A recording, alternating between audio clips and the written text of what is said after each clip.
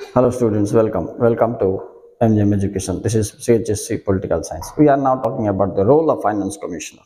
अर्थ आयोगर भूमिका। अच्छा यहाँ पिला मैंने कौटी आसी तुमको केंद्र और राज्य सरकार मध्य प्रशासनिक और आर्थिक संपर्क मध्य आसो राइट।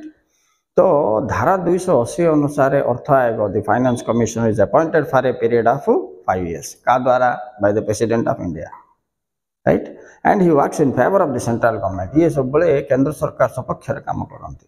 तो मेन काम कौन कहले जिते सब राज्य मान अच्छा एम फाइनेंशियल एड मान आर्थिक साहाय्य जोगाईदवा। देख तुम हुडु हुडु को तितली तितली सब जगह है आमको राज्य सरकार केंद्र सरकार के साहाय्य दियो बोली मागिथिला।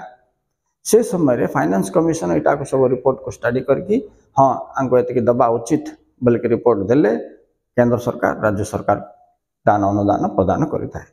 तेणु राज्य सरकार पाइबा दान अनुदान पछरे फाइनेंस कमिशन समर्थन निहाती आवश्यक। Okay students, thank you very much for watching. This is important question for you 3 mark पिला।